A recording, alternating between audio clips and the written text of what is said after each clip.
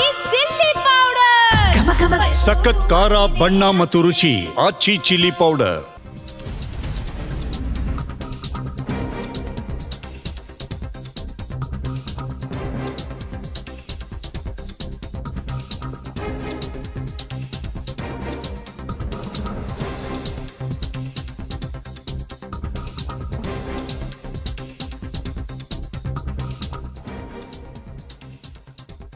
ರಾಜ್ಯ ಕಾಂಗ್ರೆಸ್ನಲ್ಲಿ ಮಿಂಚಿನ ಬೆಳವಣಿಗೆಗಳಾಗ್ತಾ ಇದೆ. ಎಐಸಿಸಿ ಅಧ್ಯಕ್ಷ ಖರ್ಗೆ ಅವರನ್ನ ಗೃಹ ಸಚಿವ ಜಿ ಪರಮೇಶ್ವರ್ ಭೇಟಿಯಾಗಿದ್ದಾರೆ. ಕುತೂಹಲ ಕೆರಳಿಸಿದೆ ಈ ಇಬ್ಬರು ನಾಯಕರುಗಳ ಭೇಟಿ.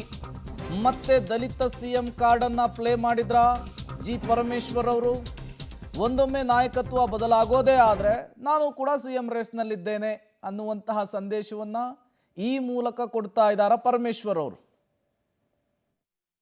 ತಮ್ಮ ಪರವಾಗಿ ಸ್ವಾಮೀಜಿಗಳು ಕೂಡ ತುಮಕೂರಲ್ಲಿ ಅಖಾಡಕ್ಕೆ ಇಳಿದಿದ್ದಾರೆ ಸರ್. ತಮಗೆ ಸಿಎಂ ಪಟ್ಟ ಕೊಟ್ಟಬೇಕು ಅನ್ನೋ ಅಭಿಲಾಷೆ ವ್ಯಕ್ತಪಡಿಸಿದ್ದಾರೆ ಸರ್. ಅದು ಅವರ ಅಭಿಪ್ರಾಯ, ಅವರ ಭಾವನೆ, ಅವರ ಅನಿಸಿಕೆ, ಅದನ್ನು ಅವರು ಎಕ್ಸ್ಪ್ರೆಸ್ ಮಾಡಿದ್ದಾರೆ. ಅದರಲ್ಲಿ ತಪ್ಪು ಅಂತ ನಾನೇನು ಹೇಳಕ್ಕೆ ಹೋಗೋದಿಲ್ಲ.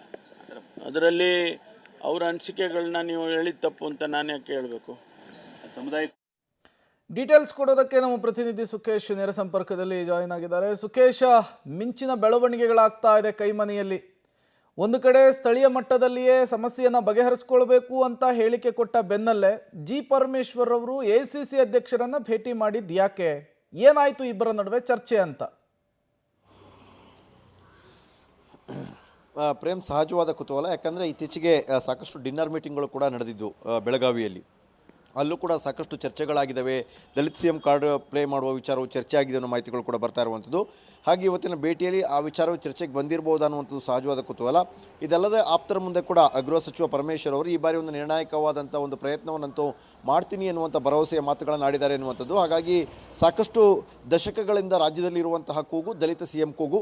ಆ ದಲಿತ ಸಿಎಂ ಕೂಗಿಗೆ ಕಾರ್ಡನ್ನು ಪ್ಲೇ ಮಾಡಲಿಕ್ಕೆ ಸೂಕ್ತವಾದ ವ್ಯಕ್ತಿ ಅಂದರೆ ಅದು ಡಾಕ್ಟರ್ ಜಿ ಪರಮೇಶ್ವರ್ ಅನ್ನುವಂಥದ್ದು ಬಹುತೇಕ ಕಾಂಗ್ರೆಸ್ ಪಾಳಯದಲ್ಲಿ ಇರುವಂಥ ಅಭಿಪ್ರಾಯ.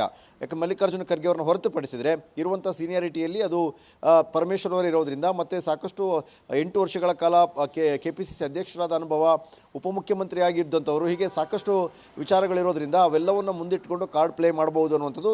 ಇದಕ್ಕೆ ಪೂರಕ ಎಂಬ ರೀತಿಯಲ್ಲಿ ಇವತ್ತು ಎಐಸಿಸಿ ಅಧ್ಯಕ್ಷ ಮಲ್ಲಿಕಾರ್ಜುನ ಖರ್ಗೆ ಅವ್ರನ್ನ ಪರಮೇಶ್ವರ್ ಭೇಟಿ ಮಾಡಿದ್ರೆ ಅನ್ನೋ ಮಾತುಗಳು ಕೂಡ ಕೇಳಿಬರ್ತಾ ಇದೆ. Prem, okay, thank you Sukhesh ತಮ್ಮೆಲ್ಲ ಮಾಹಿತಿಗಾಗಿ. ಒಂದು ಕಡೆ ನಿನ್ನೆ ಎಐಸಿಸಿ ಅಧ್ಯಕ್ಷರಾದಂತಹ ಮಲ್ಲಿಕಾರ್ಜುನ ಖರ್ಗೆ ಅವರ ಸ್ಟೇಟ್ಮೆಂಟು ಕುರ್ಚಿ ಕದನಕ್ಕೆ ಹೊಸ ಟ್ವಿಸ್ಟ್ ಕೊಟ್ಟಿತ್ತು. ನೀವೇ ಸೃಷ್ಟಿ ಮಾಡ್ಕೊಂಡಿರೋ ಸಮಸ್ಯೆ ನೀವೇ ಬಗೆಹರಿಸ್ಕೊಳ್ಳಿ ಅಂಥೇಳಿ.